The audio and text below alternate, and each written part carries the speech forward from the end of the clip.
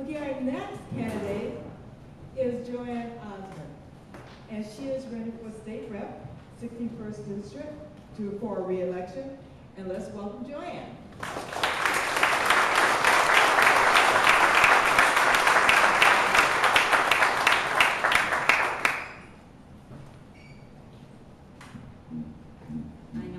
Readjusted. I'm not as tall as others. And I want to tell Mr. O'Neill, I would be very, very happy to see your face down there. I have looked at your opponent, Jack Franks, too many times. And we have a little bet. When I came to Springfield, he wanted to be my guiding light. And he wanted to help me. So every time I had a bill, he would put his light on and speak against me, and I'd ask him, why do you do that? He said, I want to make you a better person. So I'm welcoming you down there, and I want to see you down there in January.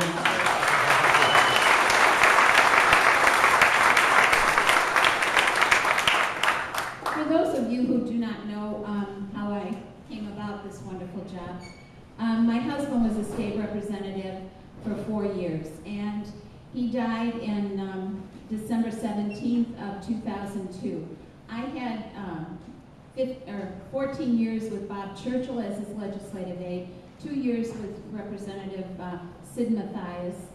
And when he died, you know, everybody says, oh my gosh, they're bothering you when the body's not cool. Well, I'm telling you that when you suffer a loss of a spouse, you're numb. You don't know what's going on. And there were some very dear friends that came from Springfield and sat down with me. My house was packed with people. This was 2 days after Tim died. And my house was just packed. So we went up to my bedroom, we sat on the bed and we talked.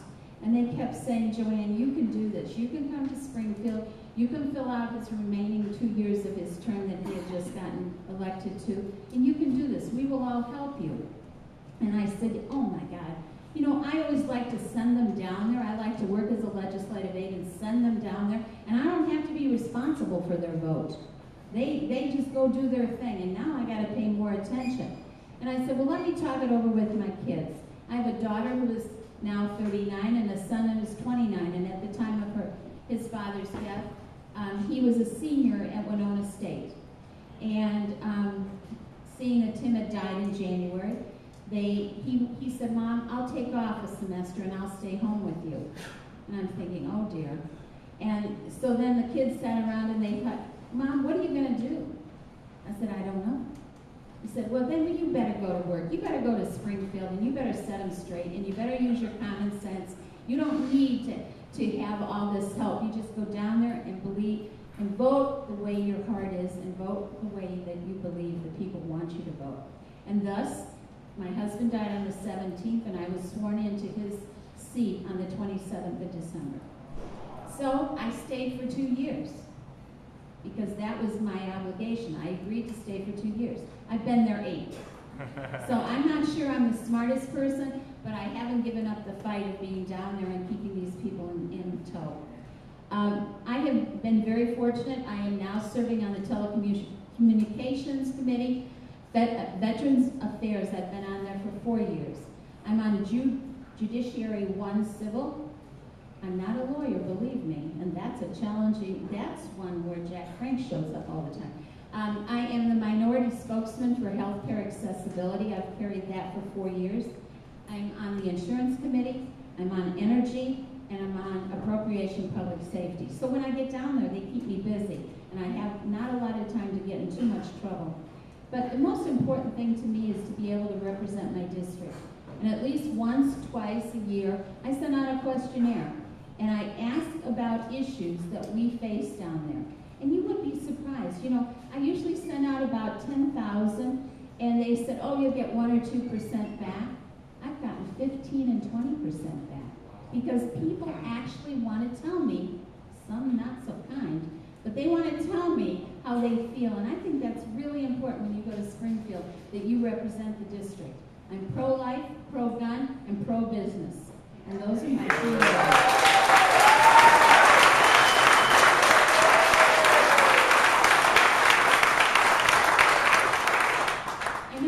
To speak a little bit about ethics, and that's a word board that sometimes has problems surfacing down in Springfield, but I prepared a few little things for you to understand what's been going on down there.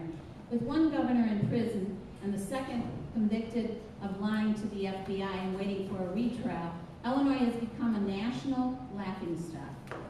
Not only is it an embarrassment, it has caused Illinois families to lose faith in our government. The day the former governor, Rod Blagojevich, was impeached was a feeling of relief swept through the Capitol building, and there was a real optimism that finally things could change. Unfortunately, that feeling didn't last very long. Now it feels like it was a year of missed opportunities.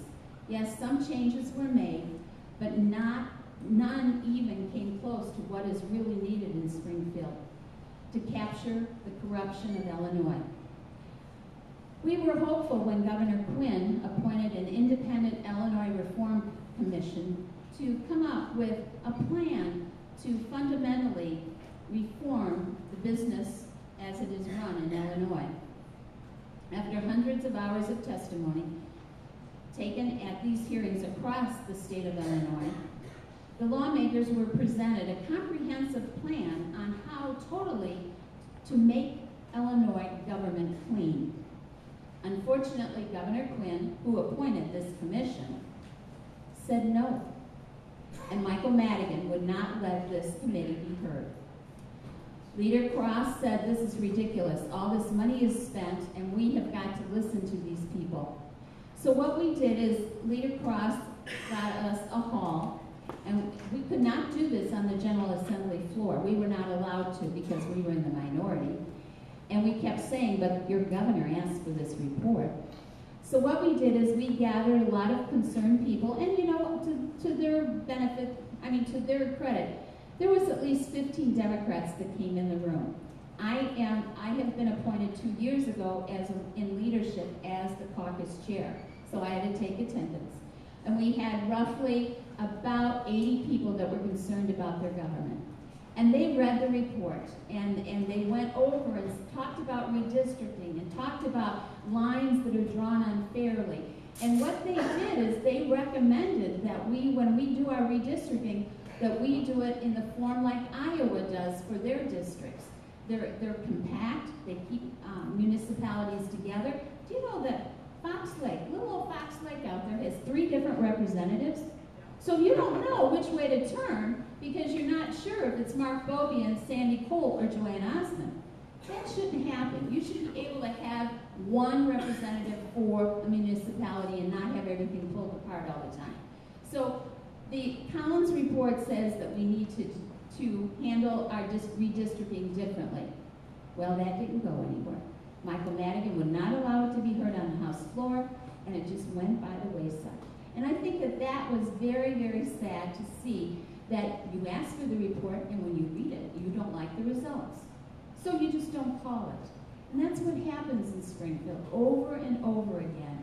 That, in the minority, we try to set things so that we all have an opportunity, not just Cook County, not just Chicago, not just Michael Madigan, not just the Democrats. We represent a lot of people in the state of Illinois, and we feel that everybody should be treated equally. So in refusing that report, we felt very definite that this was not the way to go. So in the League of Women Voters came up with what they call a fair map. And they came with an idea of putting people's voices on the ballot.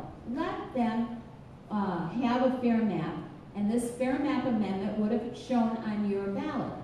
Well, we had to get a huge amount of signatures. The goal was to get about 300,000 signatures. Well, the problem with putting this on there for this fair map amendment, you have to have a certain percentage from every area. Every area has to have a certain percentage to put it on for the whole state. So Southern Illinois came in great.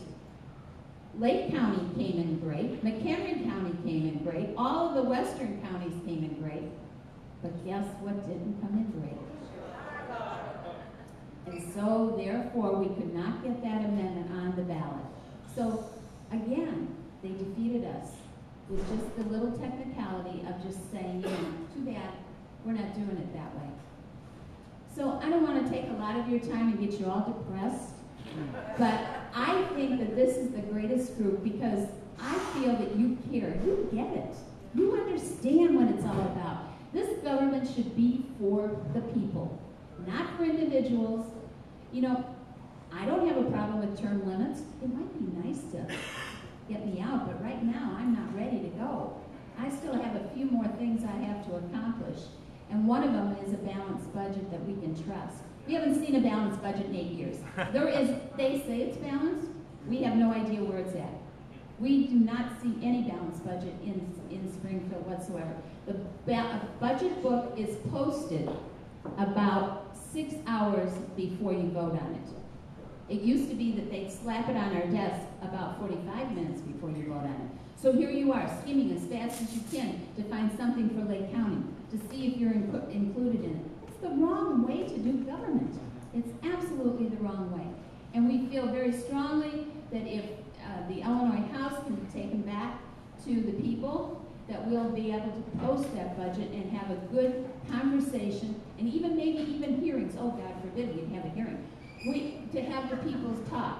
Now, one last thing I want to inform you about the Republican caucus versus the Democratic caucus. Michael Madigan has 2, maybe 3 caucuses a year at the last week when people are screaming at him. That's when he has a caucus. The Republicans have a caucus every single week.